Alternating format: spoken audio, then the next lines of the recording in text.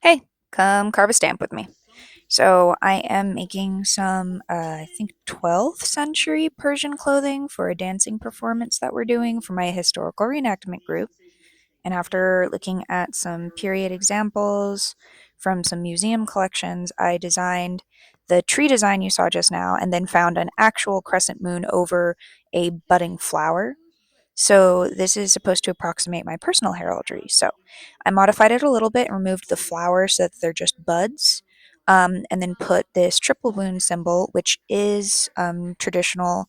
It's found in some Persian temple carvings, and that is how they display the moon. You can see it also in the tree design.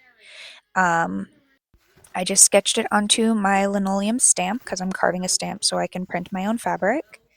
I'm not going to show you the carving tools that I use because I don't want the censorship to be an issue. So, um, this is my friend's tools that I am borrowing while they finish college as a lawyer. So that's going to take a while. So the first thing to do is to score the outer line of your design, as you see I've done here. You can see whenever I bend it, you can see the little ridges.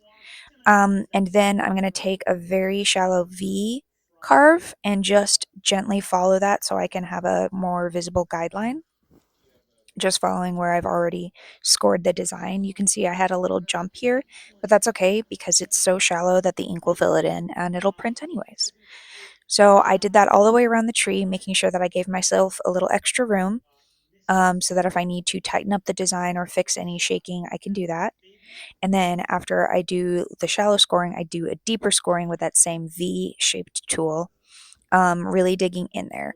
You want to be careful that you're not pushing too hard because you can cut through stuff, especially with a linoleum print as opposed to a wood print. And once I had it completely outlined, I started digging out the negative space. I started by scoring the negative space here and here, and then carving it out with a larger U shaped tool. You can see here.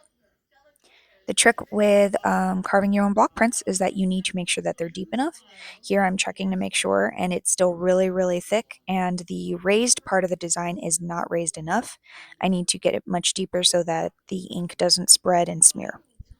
So I'm going to go over this again. This took me, I think, like 3 hours to do. Um, and once I had gotten the thin viney part done, I went over it with a pen to make sure that there were no bits poking up. Um, You can see here I'm checking my edges, and then I did this inside negative space area because it's really fiddly and small.